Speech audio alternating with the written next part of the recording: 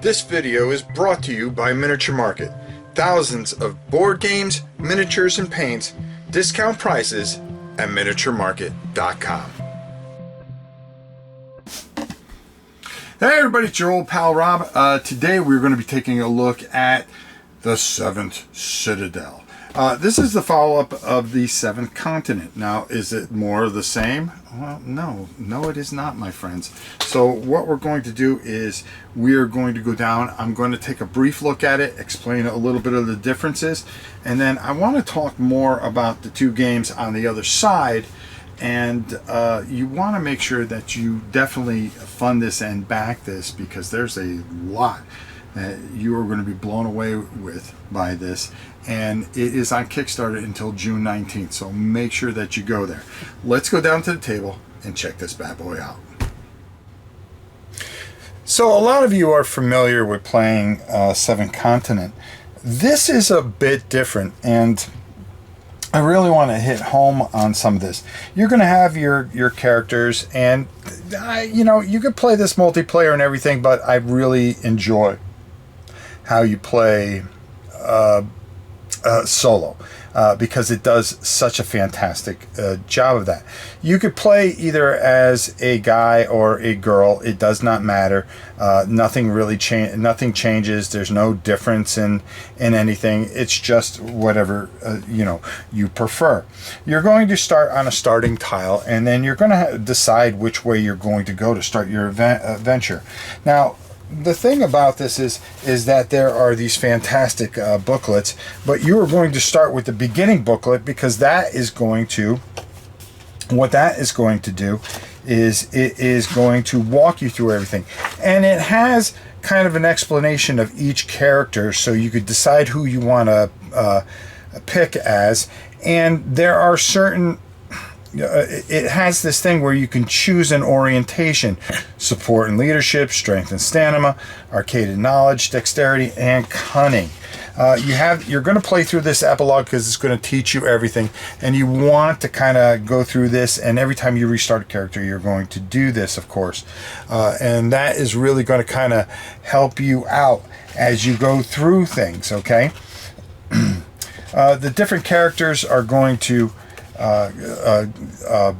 have a different feel to each one of them a bit, have a different story, and of course, because I picked this particular character, you are going to read, and there is a lot of reading because there is a ton of story here. It tells you to start with this, okay, which I'm not going to ruin it for you, so I don't want to do that. You're going to have a hand of cards, and depending on how many players there are, it'll determine how many cards you can keep in your hand. These are going to be kind of your life force too. You're going to be doing tests with these and things like that, and you're going to have a certain amount of life depending on your player count, which is just glorious, because I do like these new counter things. As you move, there are going to be a cost. It's going to cost you a certain amount of cards, and you're going to have a certain amount of successes. So how do you do that? If I decide to go this way, well, it's 0 and 0. Okay, so it tells me to pull out card 15. Well, here you go. I'm going to pull out card 15, and there's an event that I'm going to have to negotiate. Okay. Now, on different cards, should I pull out, and we'll just say I'm just going to pull out any card, because I'm not going to ruin the story for you guys. Where you have a card where there are different costs, you are going to be able to draw a certain amount of cards, and you're going to have those as successes. For instance, if I needed 2 cards, if I needed to have 2 successes with 2 cards, well, I would put these 2 cards together. I could draw as many as I want, but I'm costing myself cards. And every time you reload your cards, you are going to lose life. And, once you go through this deck, as you can see, these are fine. They're going to work together really, really well. This would be just absolutely perfect, because say you could draw 2 cards and you needed 3 successes. Well, by doing that, you would get your 3 successes. There are other things that are going to help you on these cards to help you get successes, to pass your skill tests as you go through different things on this board, fighting different there's monsters and things like that and such, as you should be used to when you have played 7th Citadel. The cards will go, you'll have different areas that you can check out, different things that you can map out and figure out, and it becomes this just a phenomenal adventure that you will be experiencing as you go through.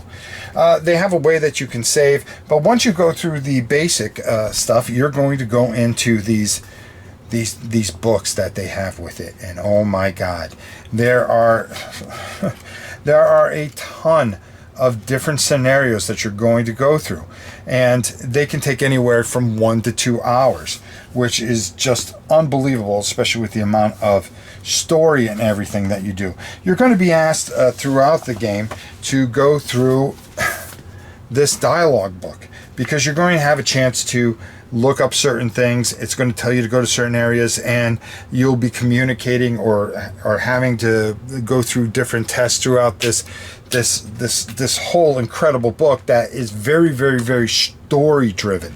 This is more story driven than the other one, because it's such a high fantasy game. One of the unique things about this is actually what you're able to do is, with this incredible map that they have with it, is that you're going to be changing the landscape. You're going to be learning more about the landscape as you go through it.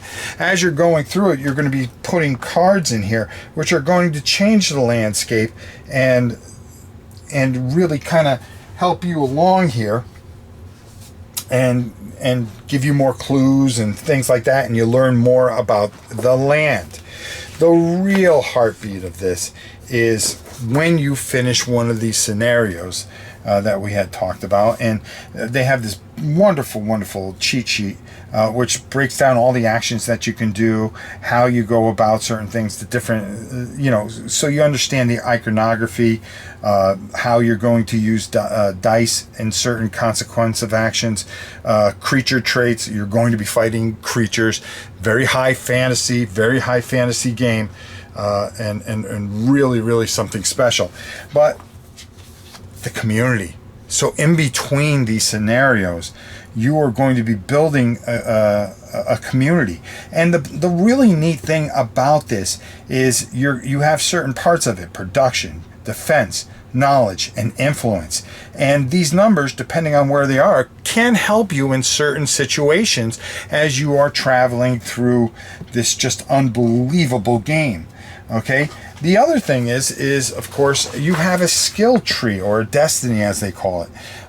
You are going to be marking off certain things here, and that is going to kind of help you get skills and some reflective skills, reflex skills that are going to really help you, because you're going to be kind of building this deck to make it a little stronger as you get going.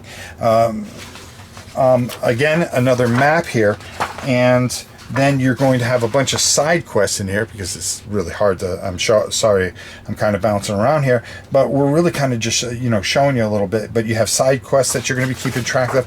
But again, another thing is building your town. You're going to be able to purchase certain things here to strengthen your community and your village. So there is this really neat thing where you start building your area and getting it stronger and building the community even stronger, which is going to help you in the story and as you go through this. A very, very unique system. And this adds... They didn't have this in the prior game, and this game here, this really, really, really shines. And in between each scenario, you're going to constantly be working on this, trying to get this better, and of course survive.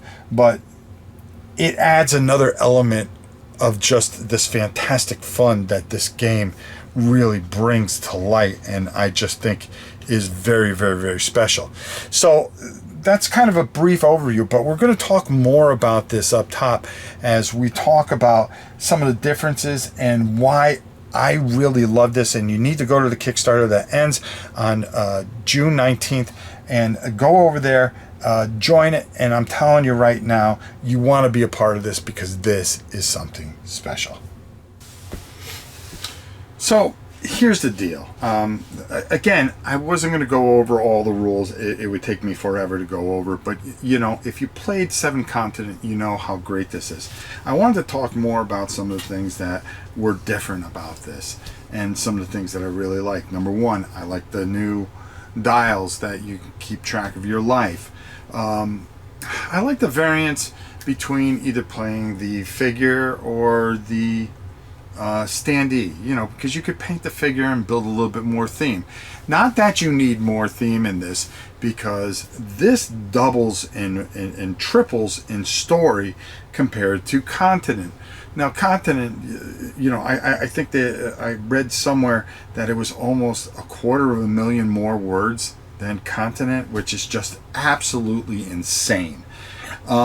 My big problem when I originally tried to play Continent was that there were so many replacement cards I had to do because there was a bad run or something like that, and I got massively confused and frustrated and never really got to experience Continent the way it was.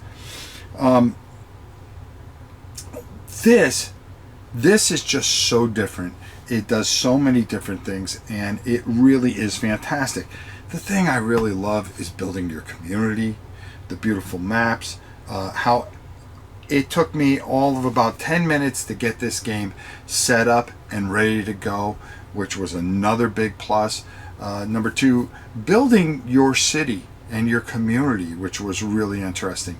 And then how it does, you know, there's a thing in here where you kind of can wander off, but it doesn't let you get too far without getting kind of back on the path. And that is another thing, because Continent, you could have just gone off and got wiped out. I love the storybooks, how those work together and everything. This really does everything right. And if you were a fan of 7th Continent, I think you're going to love this even more. This is a fantastic edition that you're going to have in your collection, because the second time they did it even better. And it really is just a glorious masterpiece with just so many things, as I was showing you down there. This is a must-have. The Kickstarter ends June 19th. Make sure you get on board with it. I guarantee you won't be disappointed. Until next time, it's your old pal Rob. We'll see you soon, everybody.